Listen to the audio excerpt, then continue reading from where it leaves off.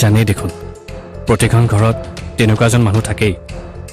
আচ্ছা, তুমি এইটোৱে ক'ব বিচাৰিছা যেতিয়া আৰাধ্যাৰ শাহুৱেক আৰু অনিৰুদ্ধই গম পালে আৰাধ্যাৰ মাক হোৱা ক্ষমতা নাই তেতিয়াই? আপুনি আচল পইণ্টটো এতিয়াই ধৰিছে। কিন্তু মই এটা কথাত আচৰিত হৈছো, বৰ মাকে কিয় এতিয়ালৈকে বিচাৰি অহা নাই? মোক ফোন কৰিছিল। আজি 3 দিন ধৰি ছোৱালীজনীৰ লগত কোনো যোগাযোগ নাই, তথাপি মাকে এবাৰো ইয়ালৈ বিচাৰি অহা নাই। কথাটো কিন্তু ভাবিবলগীয়া হৈছে। কিজানি বৌ ঘৰতেই আছে। নহয়, মই মানিছো তোক মই জোঁৱাই হিচাপে ভবা নাছিলো, কিন্তু তোৰ প্ৰতি মোৰ বহুত সন্মান আছিল। সদায় তোৰ মাজত এজন সৎ মানুহ বিচাৰি পাইছিলো মই। তই ইমান মিছা কথা এটা কেনেকৈ ক'ব পাৰিলি? তোৰ ভিতৰত থকা সেই ভাল মানুহজন ক'ত হেৰাই গ'ল শান্তনু?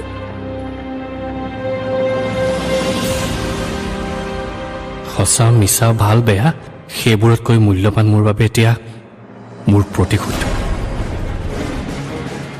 কিন্তু তুমি আজি সঁচা কথাবোৰ কৈ দিলা যে, আৰু তাৰ পাছত বৌয়ে তোমাক ফোন কৰিছিলে নে নাই? মই কথাখিনি ক'বলৈ এইকাৰণে বাধ্য হ'লোঁ, পুলিচে ছাৰ আৰু তোমালোকক সন্দেহ কৰিছে। বৌয়ে মোক আৰু দুবাৰমান ফোন কৰিছিল, কিন্তু আপোনালোক ইয়াত থকাৰ পিছত আৰু মোক ফোন কৰা নাই।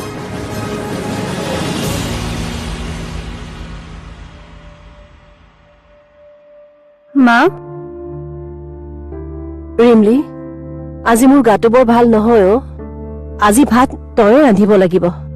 হ'ব দিয়া, কেৱল খোৱাৰ সময়ত নিমখ কিয় বেছি হৈছে, তেল কিয় বেছি দিছ, এইবোৰ কৈ নাথাকিবা। উফ ৰাম, ক'লে কিয় বেয়া পাওঁ কচোন? তোক শিকাই বুজাই লোৱাটোতো মোৰেই দায়িত্ব। ৰচোন, কোনোবা আহিছিল নেকি? অঁ, দেৱদা আহিছিল। নহয়, কোনোবা ছোৱালীৰ মাত শুনা যেন পালো। পুলিচ অফিচাৰজনী, মানে প্ৰিয়াৰ বায়েকজনী। কিয়? আমাক 24 ঘণ্টা সময় দি গৈছে। যদি 24 ঘণ্টাৰ ভিতৰত বৌ উভতি নাহে তেতিয়া আমাক সকলোকে এৰেষ্ট কৰিব। আৰু তেওঁৰ মতে বৌ নোহোৱা হোৱাৰ আঁৰত আমি সকলোবোৰ জড়িত হৈ আছো। কি?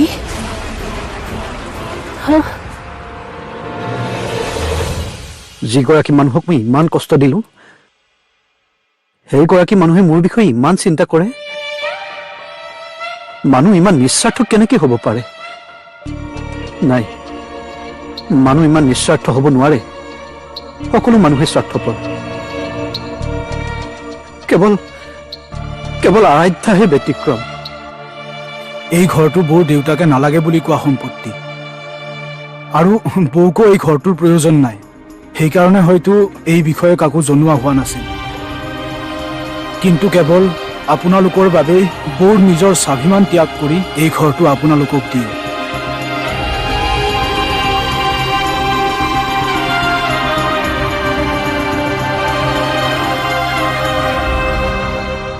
তাই ক'লেই হ'বনে?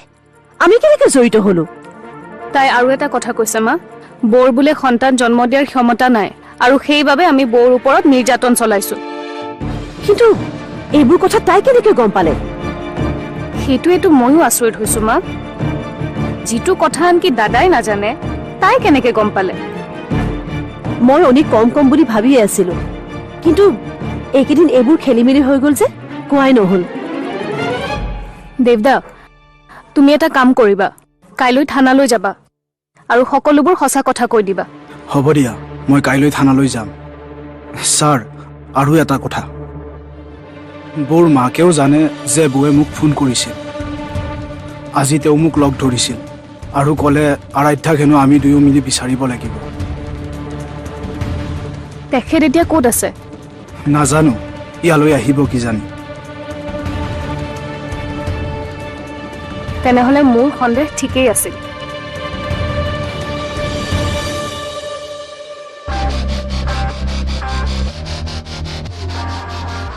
নমস্কাৰ বাইদেউ, আপুনি মোক চিনি পোৱা নাই চাগে? কিয় নাপাম? সেইদিনা তোমাক তাত দেখা নাছিলো জানো? আচলতে আপোনাৰ ভুল হৈছে। মোৰ ভুল হৈছে? হয়, আচলতে আপুনি ভবাৰ দৰে বৌ নোহোৱা হোৱাৰ আঁৰত ছাৰ জড়িত নহয়, আৰাধ্যা বৌ নিজেই নোহোৱা হৈছে। আচ্ছা, তোমালোকে এখন নতুন কাহিনী বনাই অনিৰুদ্ধই তোমাক মোৰ ওচৰলৈ পঠাই দিব আৰু মই মানি লম। তোমালোকে কি ভাবিছা? তোমালোকে যি ক'বা মই তাকেই মানি লম? এয়া চাওক, এইটো বৌৰ নাম্বাৰ। বৌয়ে মোলৈ ফোন কৰিছিল। প্ৰয়োজন হ'লে আপুনি নাম্বাৰটো ছেভ কৰি ল'ব পাৰে। এইটো বৌৰে নাম্বাৰ, কিন্তু এতিয়া ফোনটো লগা নাই।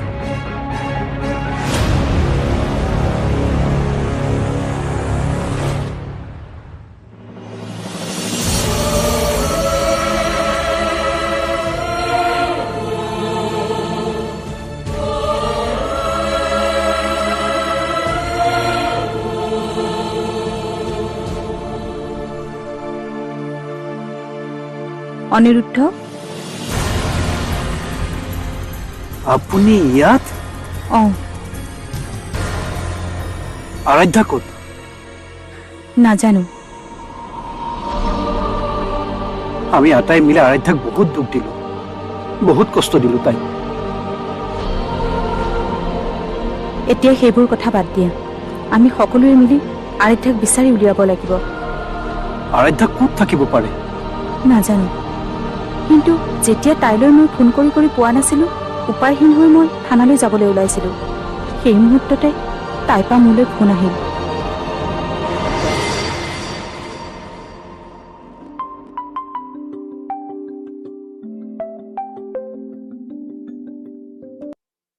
হেল্ল', মা, আৰাধ্যা, ক'ত আছ তই? ইমান ফোন কৰি আছো তোলৈ, খবৰ এটাও যে নাই তোৰ। তোক লৈ কিমান চিন্তা হৈছে এবাৰ ভাবি চাইছনে? মা শুনাচোন, আমাৰ যে ঘৰটো আছিল। ঘৰ? এই যে মোৰ নামত থকা ঘৰটো, আমি যে কোনেও সেইটো নলওঁ বুলি আলোচনা কৰিছিলোঁ, তাত মই অনিৰুদ্ধহঁতক থকাৰ ব্যৱস্থা কৰি দিছোঁ। মানে মই বুজা নাই। মানে অঁ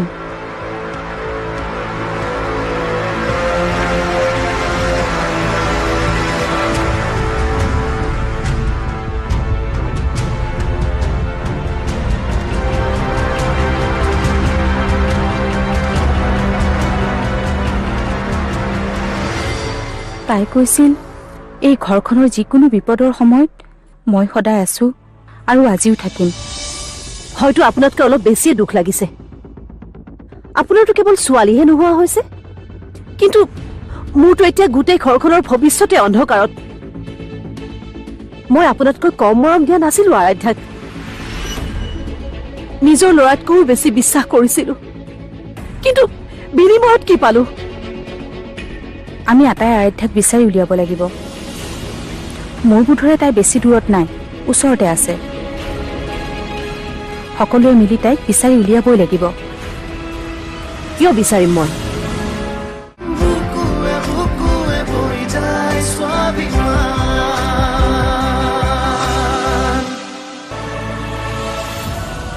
আৰু তাই কৈছে, এই ঘৰখন যে তাইৰ নামত আছে, সেইটো দেৱৰ বাহিৰে আন কোনেও নাজানে।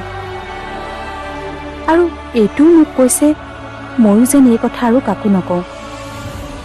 আৰু এইখিনি কথা কৈয়ে তাই ফোনটো কাটি দিলে, আৰু তেতিয়াৰ পৰা ময়ো ফোন কৰি তাইক পোৱা নাই।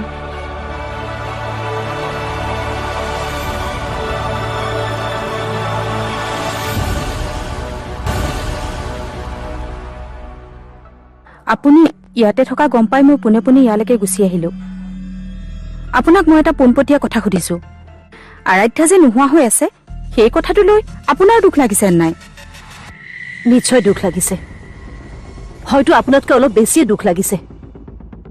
আপোনাৰতো কেৱল ছোৱালীহে নোহোৱা হৈছে, কিন্তু মোৰতো এতিয়া গোটেই ঘৰখনৰ ভৱিষ্যতে অন্ধকাৰত।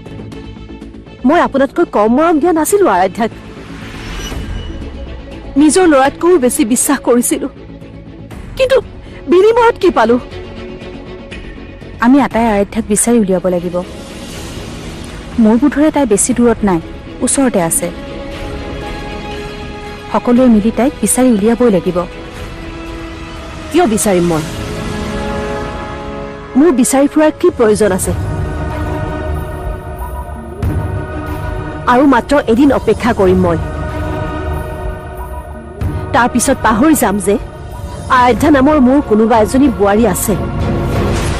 এয়া আপুনি কেনেকুৱা ধৰণৰ কথা কৈছে? আজি কেইদিন হ'ল তাই নোহোৱা হোৱাৰ? ক'ত আছে, কেনেকৈ আছে, সেইবোৰতো আমি একো নাজানো। এদিন শান্তনুৰ লগত ধৰা পেলাইছিলো, আপুনি ইমান নিজ চিন্তাধাৰা বুলি মই ভবাই নাছিলো। সকলোৱে মোৰ ছোৱালীজনীক কেৱল নিজৰ প্ৰয়োজনৰ বাবেহে ব্যৱহাৰ কৰিলে, কোনেও বুজিবলৈ তাইক চেষ্টা নকৰিলে। আপুনি কথাবোৰ এবাৰ মোৰ দৃষ্টিভংগীয়েও চাব। বোৱাৰী এজনী এনেকৈ নোহোৱা হোৱাৰ পিছত যদি হঠাৎ উভতি আহে, মই কেনেকৈ স্বীকাৰ কৰিম? আটাই জানিছে ৰাৱণে সীতাক স্পৰ্শ কৰা নাই বুলি, তথাপি সীতাই অগ্নি পৰীক্ষা দিবলগীয়া হ'ল। যদি দেৱী সীতাকে মানুহে বিশ্বাস নকৰে, আৰাধ্যা কোন? এজনী সাধাৰণ ছোৱালীহে। আপুনি আলহী হৈ আহিছে, ইয়াত দুদিন থাকিব পাৰে, কিন্তু মোৰ সিদ্ধান্ত সলনি কৰিবলৈ চেষ্টা নকৰিব। আপোনালোকেও বুজিব, আৰাধ্যা কোন বুলি মোক প্ৰশ্ন কৰিছে নহয়। এদিন সকলোৱে বুজিব, তাইৰ মূল্য দিব, কিন্তু তেতিয়ালৈ হয়তো বহুত পলম হৈ যাব।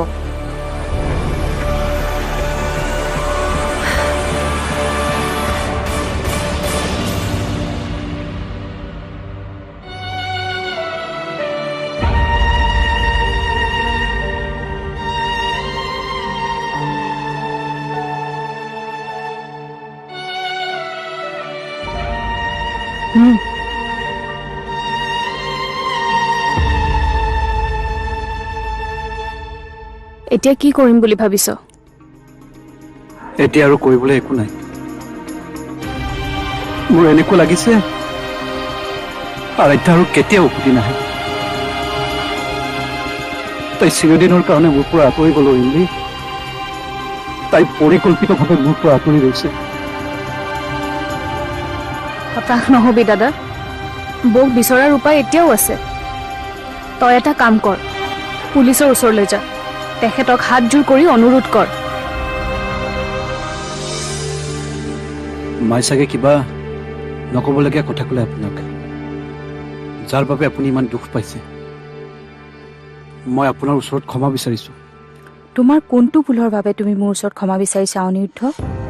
তোমাৰ ভুলৰ তালিকাখনতো বহুত দীঘলীয়া। তথাপিও তোমাৰ মাক মই এই কথা কোৱা নাই যে এইখন ঘৰ মোৰ ছোৱালী।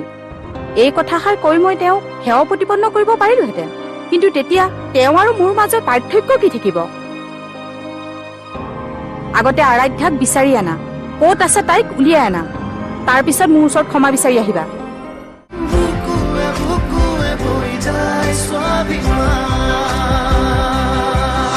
হাতজোৰ কৰি অনুৰোধ কৰ। বৌয়ে এবাৰ মাকক ফোন কৰিছিল, এবাৰ দেৱদাকো ফোন কৰিছে। এইবোৰে ক্লু। পুলিচে ইচ্ছা কৰিলে মোবাইল টাৱাৰৰ নেটৱৰ্কৰ সহায়ত বৌ ক'ত আছে কমচে কমটো উলিয়াব পাৰিব।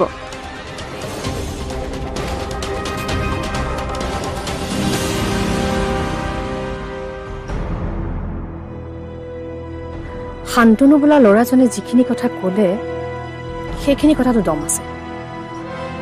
আনহাতে দেৱ বোলা ল'ৰাজনেও মিছা কথা কোৱা নাই। কি হ'ব পাৰে বাৰু? আৰাধ্যা নিজে নোহোৱা হৈছেনে, নে ইয়াৰ লগত কোনোবা জড়িত আছে? কিডনেপৰ যে কেছ নহয় এইটো খাটা।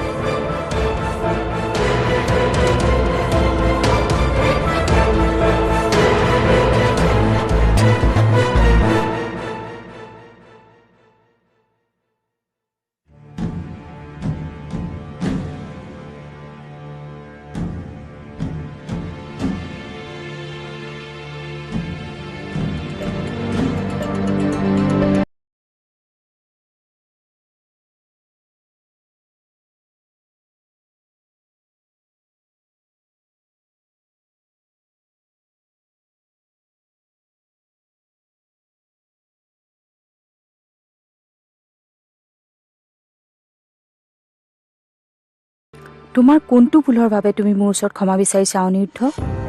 তোমাৰ ভুলৰ তালিকাখনতো বহুত দীঘলীয়া। তথাপিও তোমাৰ মাক মই এই কথা কোৱা নাই যে এইখন ঘৰ মোৰ ছোৱালী। এই কথাষাৰ কৈ মই তেওঁক সেৱা প্ৰতিপন্ন কৰিব পাৰিলোহেঁতেন, কিন্তু তেতিয়া তেওঁ আৰু মোৰ মাজত পাৰ্থক্য কি থাকিব?